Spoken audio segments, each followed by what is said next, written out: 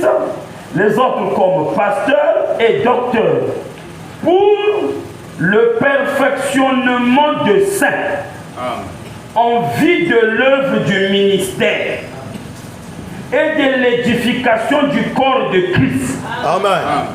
Est-ce qu'il y a un amen? Amen. Qui a donné les dents aux hommes? Le Seigneur Jésus-Christ. Étant monté au ciel, il a donné les dents aux hommes. Et quand il a donné ses dents sont des ministères.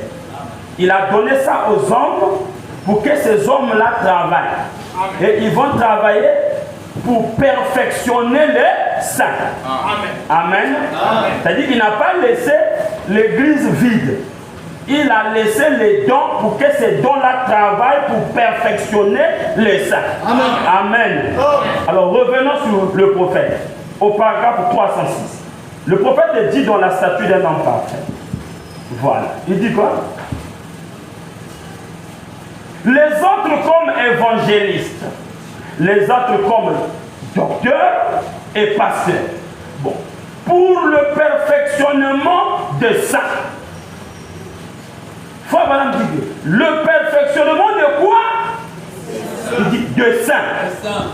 Qui sont les saints?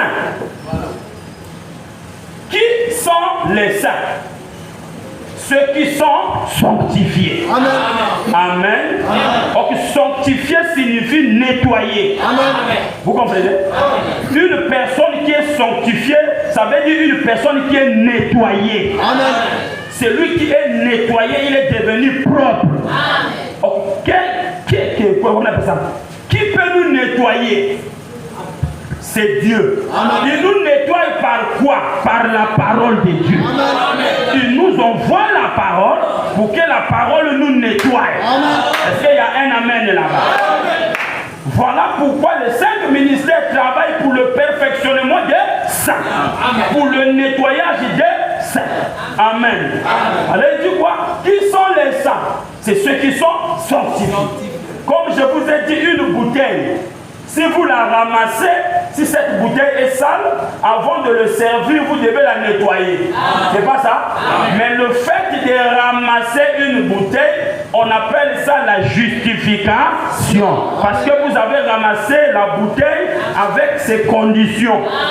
Vous n'avez pas voulu chercher à savoir quoi que est sur la bouteille. Vous l'avez pris comme ça. On appelle ça justification. Et quand Dieu ramasse un pécheur, Dieu ne regarde pas les conditions de sa vie passée. Amen. Donc quand Dieu nous ramasse, on appelle ça la justification.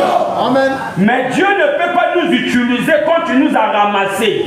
Il faut qu'il nous fasse asseoir dans sa maison, qui est l'église, afin que la parole de Dieu nous sanctifie. On appelle ça le nettoyage. Le nettoyage. Et le prophète dit que les eaux de séparation, c'est la parole. Amen. La parole de Dieu nettoie le croyant. Amen. Mais la position de la bouteille aussi compte. Amen. Vous comprenez? On ne peut pas nettoyer une bouteille renversée si on va utiliser ça.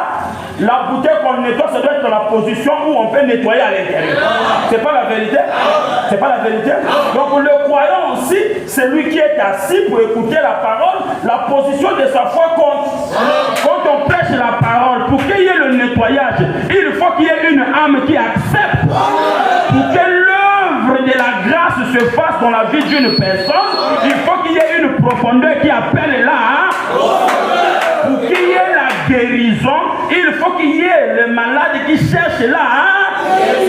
Quand il y a une profondeur qui appelle, il y aura une profondeur pour... Parce que les mêmes eaux de Noé qui a sauvé Noé,